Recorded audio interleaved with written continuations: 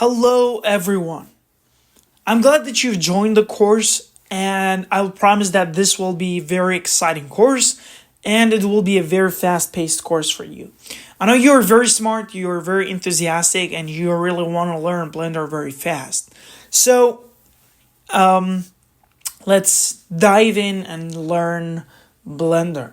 So when you open up Blender, there will be this splash screen. You can choose whatever you want. You want to do 2D animation, sculpting, VFX, video editing, or in general. So if you click over here, it's just interest the general.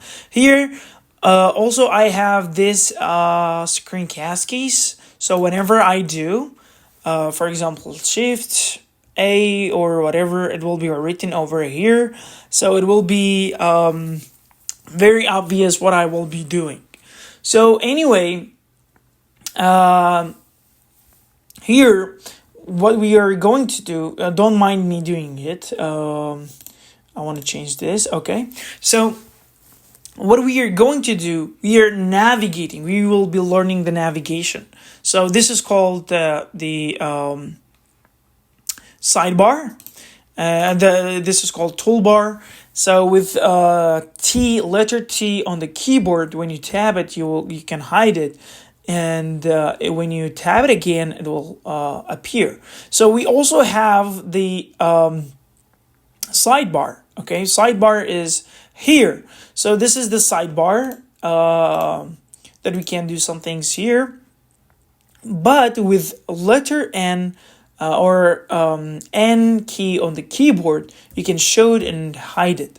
So here, the basic stuff that we can do is, the first thing is zoom in and zoom out. It is with the scrolling middle mouse button.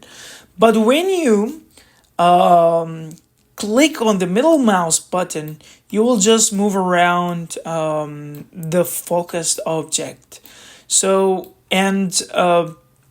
that's basically it for moving around. But when you want to pan in the Blender, you will just hold Shift and middle mouse button. So you can pan around and go wherever you want. So the very basic stuff that we can do. So sometimes you have so many things. You want to focus on this object, right? But as you can see, we cannot focus on it if we are going around with the middle mouse button. What we are going to do to focus on this object, you will just tap period on the numpad. So it will like focus on it, and then when you go around with the middle mouse button, you will just go around it and will be the object will be focused. So for example, we want to go around this object, this cube. This is called default cube. We will just another time we will tab the period on numpad, so it will just focus on it, and we can focus on it and go around the object. So this is basically it for navigation, but I also want to show you another trick. Whenever you do you press Shift and apostrophe, you go to this mode. In this mode, you can go around with WSAND, move, and when you shift, you can go faster. This is also can be very handy. I don't know. Sometimes you really needed to go around your object, or it just looks like Unreal Engine. When you want to go around, but it's kind of cool. And what you're going to do to get out of this screen, you just press Escape key on your keyboard. It's written ESC. Or when you enter into this mode, you just can click on your right mouse button and you will just get out of this mode. So this is, I think it's basically it. And this is the sidebar. This is the toolbar, sorry. We have different types of selections. So sometimes you want to select some things like this. You don't want to select the camera and everything will be selected. I mean, this is not kinda very handy because most of the times you just be using this as this, and you will do drag, and you will just drag in the objects and you will select it. So this is the cursor. This is called cursor. This is the cursor, and this cursor is very important. And why it's very important? Because you can do a lot of stuff with the cursor. And this blue point is also very important. It's called origin. Every object has its own origin.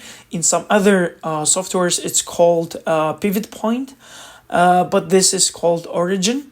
So the origin can be different. For example, here, you don't have to do that. Later, we will discuss about this. For example, here, we've selected this one, set origin to this 3D cursor. So now, whenever we do something, rotate it and do whatever we want to do, it will rotate around this origin, this pivot point. So sometimes you just don't need it, and sometimes you just need it. So it depends. It may be very useful in some cases. So here we have move, and rotate and scale. These are different stuff that we are we will never be using this sidebar for this. It's not very handy. Instead, we will be using the keyboard shortcuts. So for example, if you wanted to move across y-axis, before moving, these are the axes we have. Okay, we have 3 axes. If you've studied math in high school, you know that we have 3 axes in 3D. We have Z, Y, and X. So actually, it's more like that. So we have 3 axes, and each have its own negative side. So if you want to move along x-axis, you can do that. If you want to move along y-axis, y-axis, you can do that. If you want to move across y and x-axis, you just block z-axis. It's called z-plane. You will be moving around z-plane, and there's no way you can go up and down. It's only x and y axis. And here it's x plane. There's no way you can move in the x axis, and it's more like y and z. And here we also have y and z, while x and z while y is blocked. So we will do these things with keyboard shortcuts. How are we going to do it? Come here. So let's set everything to normal. Don't do these things. I'll tell you later what are these. You don't have to do it now. And okay. And selection to the cursor. So we have this. What we are going to do now is like we will grabbing this. Okay, while we want to move this, it's like grabbing. So what are we going to do is hit G on your keyboard. It's like G for grabbing. You will grab your objects with G. If you want to move across X, you press X on the keyboard. If you want to press Y, you want to move along Y-axis, you press Y, or Z on the Z-axis. And if you want to block Z-axis, you don't want to move in Z-axis, you would just hit Shift and Z, so you don't move in Z-axis, only in Y and X. So if we do Shift X, we cannot move in X-axis. Shift Y, we cannot move in Y-axis. So for the rotation, it's also the same.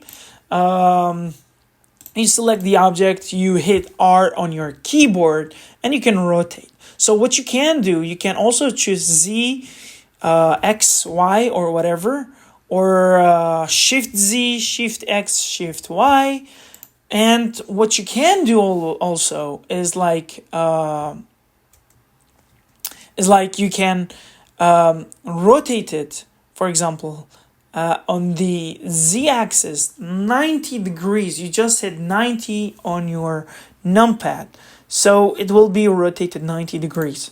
And if you want to, for example, rotate it shift C, which means on the x and y axis 45 degrees, it will rotate 45 degrees as you want. So for the scale is the same. You can do the same. You can hit S on the keyboard and you can scale it up and down. Z for z-axis, X for x-axis, Y for y-axis, and Shift Z, Shift X, Shift Y to block the planes. So that's basically it. For navigation, these are annotation. Annotation is also sometimes comes in handy when you want to remember what this should be. For example, you annotate, you will write down that there will be something, for example, cube. Okay, but this is not very useful, but sometimes yes. And we have annotate line, it's just like one line. And we have polygon annotate, so it's like that. So, and you can also delete it with annotate eraser. So when you hit left mouse click button, you can also scroll down and scroll up to make the eraser smaller and bigger. So on your mouse, so it's just like that. So this is also measure. For example, you want to measure something, and sometimes it comes handy, but not in this case. So yeah. So, and also this is also very useful. For example, you want to add new objects as your wish. For example, sorry. Okay. So for example, here you just click and drag in whatever the size you want, and for example, just like that, it will be super helpful. For example, you want a con, you want to, and you can always do Shift and Alt to make it the base circular. And if you want to start from the point you've clicked, you can also hold Alt. But here we want to Shift and up. So it's basically like that. You can play around with this. It's super good, and it's very handy. And at the same time, we can go to the sidebar. So this is also very useful because we can check if the scale and everything is correct. Here, everything will change whenever we change the rotation. For example, if we rotate it, the rotation will change. But sometimes that's not what we want. And especially when we are trying to UV editing, we need everything to be applied. The scale, the location, the rotation, and everything should be applied. And it's very helpful. You should remember this. Before making anything, you should apply the rotation, location, and scale of an object. Otherwise, it will not be in a good proportion. So here, what you can do, we have other stuff. Object scatter. This you will learn about this later. This is not very useful things, but sometimes you can. I have never used this here. Sometimes you use it, but not always. And the view is also very important.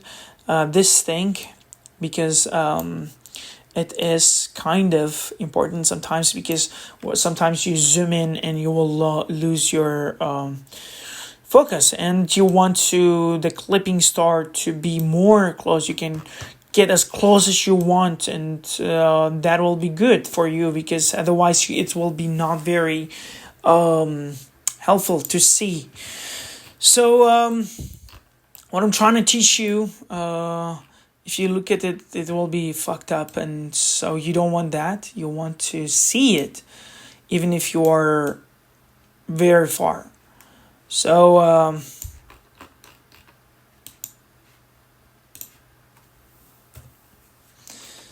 so this is not a good thing, and every time when you mess up your settings, you just go through on top of it and hit backspace on your keyboard. It will go back to normal.